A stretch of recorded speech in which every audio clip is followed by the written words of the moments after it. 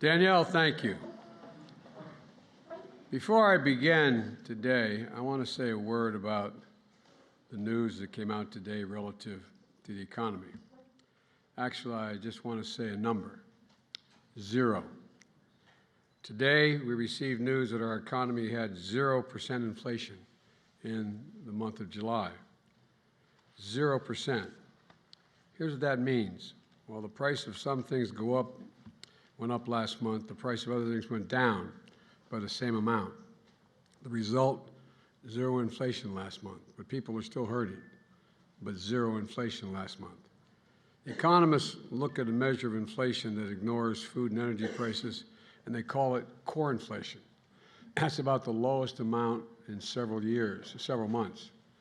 When you couple that with last week's booming jobs report of 528,000 jobs created last month and 3.5% unemployment, it underscores the kind of economy we've been building.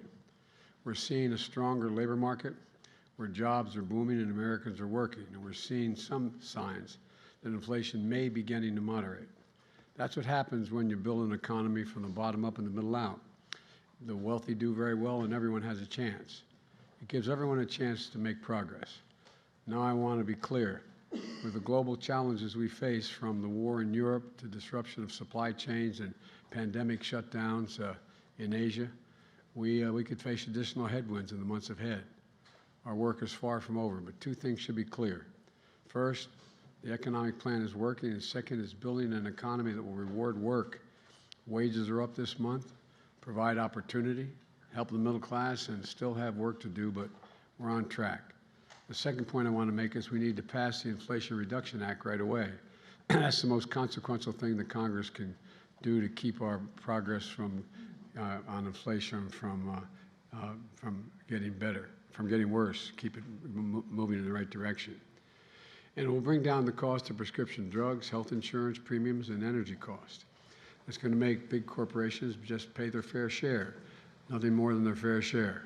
It's going to reduce the deficit without raising a penny in taxes on people making under $400,000 a year. But it's far from done in our effort to bring inflation down, but we're moving in the right direction. So some good economic news today and some work ahead.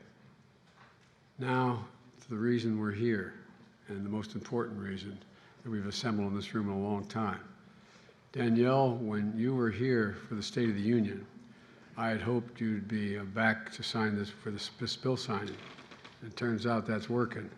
And Mom, I remember how strongly supportive you were of this from the very beginning, all the way back when I met you at a book signing a long time ago. And I'm just in awe of your family's courage. I really mean that. You know, through the pain, you found purpose to demand that we do better as a nation. And today we are. Brielle, you know, I know you miss your daddy, but he's with you all the time. He's inside you. He's going to whisper in your ear lots of times when you have hard decisions to make.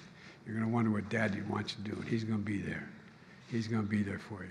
You see that little guy you're sitting right next to? That's my grandson. His daddy lost to the same burn pits, and he knows what you're going through. But guess what? You're going to do this. You're going to be really, really strong.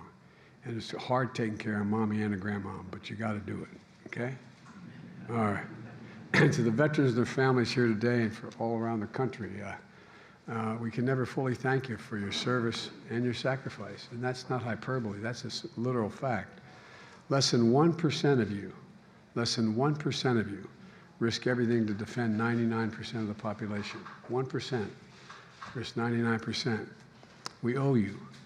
You're the backbone, you're the steel, you're the sinew, you're the very fiber that makes this country what it is. And that's not hyperbole, that's a fact. As a nation, we have many obligations. I've been saying this for a long, long time. We have many obligations, but only one truly sacred obligation: to equip those we send into harm's way and to care for them and their families when they come home. We have a lot of obligations, but that's a truly sacred obligation we have. Today. If you enjoyed this video, hit like and subscribe to our channel so you'll be sure to see similar videos from Blaze TV, with the added bonus of signaling YouTube that your voice and opinion still matters. And if you're looking for more great conservative content, check out one of the 2 videos suggested here.